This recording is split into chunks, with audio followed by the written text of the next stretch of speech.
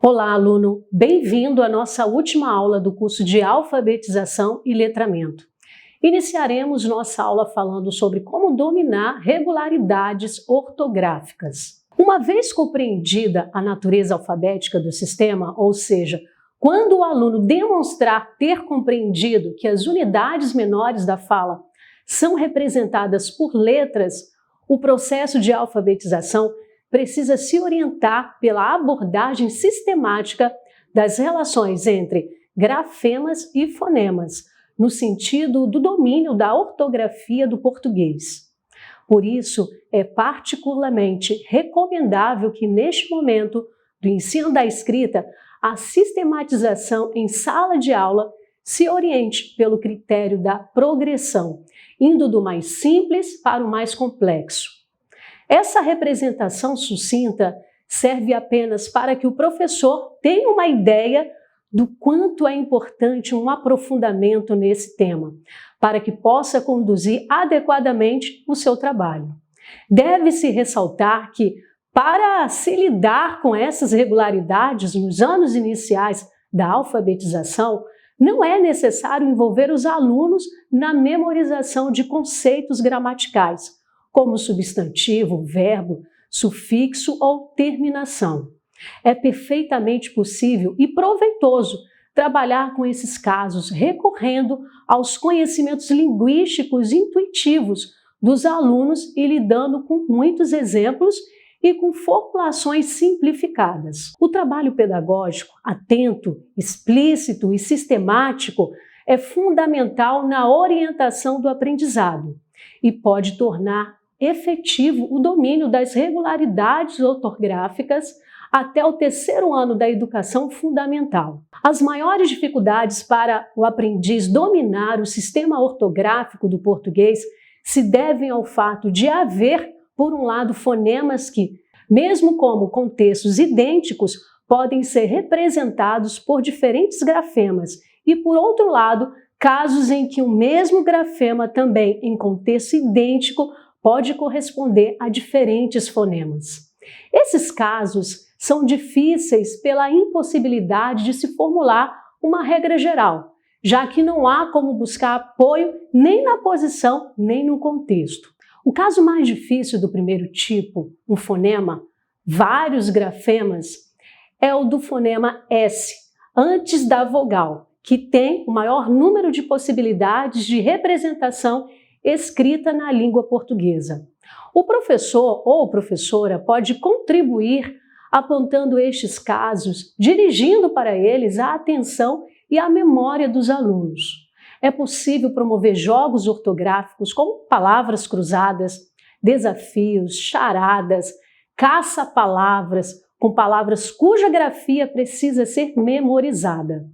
Sobretudo, é importante deixar os alunos em alerta para as grafias que podem lhes trazer dificuldades e estimulá-los a procurar a solução de suas dúvidas no dicionário ou na consulta aos professores, aos colegas, a outros adultos. O mais importante é que o professor procure estudar e ter clareza sobre as particularidades de cada tipo de problema, para saber distinguir os mais simples dos mais complicados, saber lidar com as dificuldades específicas que cada caso envolve e, assim, poder conduzir adequadamente seu trabalho e dimensionar com equilíbrio suas expectativas. E como saber decodificar palavras? Bom, a decodificação é um procedimento utilizado pelo leitor para a identificação das relações entre grafemas, letras e fonemas, sons, conforme já se enfatizou na alfabetização. E esse é um conhecimento crucial, decisivo. Os leitores iniciantes costumam manifestá-lo decifrando letra por letra, mas também descobrindo e utilizando outros procedimentos, como a identificação de unidades fonológicas, além do fonema como sílabas e partes de palavras. É esse processo de análise, isto é, de decifração de pequenas unidades, que faz com que tanto o leitor iniciante quanto o leitor maduro consigam ler palavras que nunca foram vistas antes. mesmo sem compreender o seu significado. Para o aprendiz iniciante, a aplicação desse princípio de análise fonológica é ainda mais importante, porque, para ele, a maioria das palavras escritas que aparecem para a leitura são realmente novas. O reconhecimento global de palavras é outro procedimento básico, que ajuda a ler e também a compreender, uma vez quando alguém não precisa analisar cada parte das palavras, porque já as reconhece instantaneamente e tem acesso imediato ao significado. No início das aprendizagens feitas fora e dentro da escola, os alunos reconhecem determinadas palavras ou contextos utilizando várias estratégias. Decoram palavras e pequenos textos, associam certas palavras a uma imagem ou cor, como nas etiquetas, associam a forma da palavra escrita a um perfil ou silhueta gráfica, ou até mesmo a um nome que conhecem e que tem para eles valor afetivo e prático. O reconhecimento global é aplicado por crianças, especialmente a palavras ou textos que são mais familiares e aparecem com mais frequência, como é o caso do nome próprio, das palavras utilizadas para a organização da classe e dos tempos escolares. E como compreender os textos? A compreensão linear do texto diz respeito à capacidade de reconhecer informações visíveis no corpo do texto e construir com elas o fio da meada que permite a apreensão de sentidos. Essa capacidade se manifesta na possibilidade de, ao acabar de ler uma narrativa, saber dizer quem fez o quê, quando, como, onde e por quê. Outra capacidade fundamental para ler com compreensão é a de produzir inferências. Trata-se de ler nas entrelinhas ou compreender os subentendidos, realizando operações como associar elementos diversos presentes no texto ou que fazem parte da vivência do leitor, para compreender informações ou inter-relações entre informações que não estejam ali explicadas e explícitas no texto. A identificação das informações pontuais presentes no texto e a produção de inferências é que vão possibilitar a compreensão global do texto lido, a composição de um todo coerente e consistente, ou seja, a construção de sentido.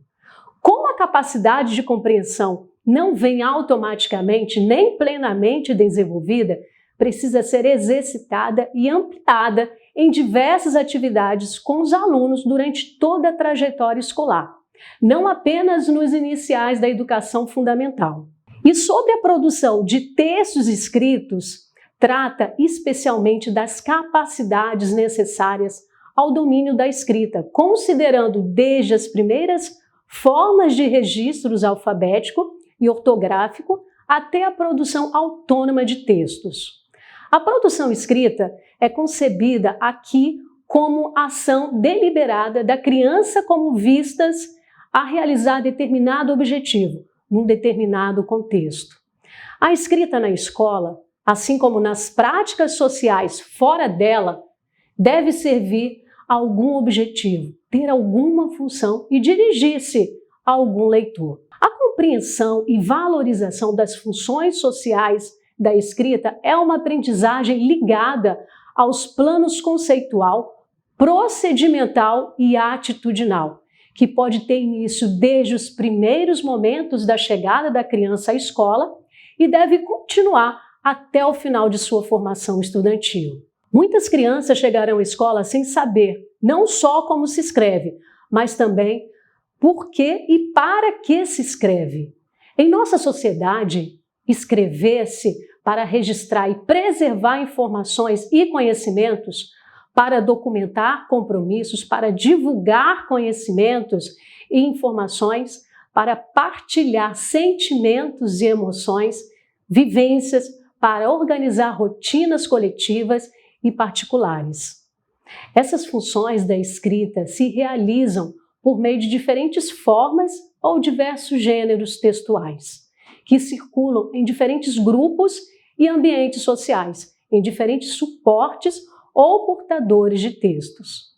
Bom, acredita-se que um processo eficiente de ensino-aprendizagem da escrita deve tomar como ponto de partida e como eixo organizador a compreensão de cada tipo de situação social, uma demanda, um uso da escrita relativamente padronizado. Essa relativa padronização, nascida dos usos e funções sociais, é que justifica o empenho da escola em ensinar e o empenho do aluno para aprender as convenções gráficas, a ortografia, a chamada língua culta.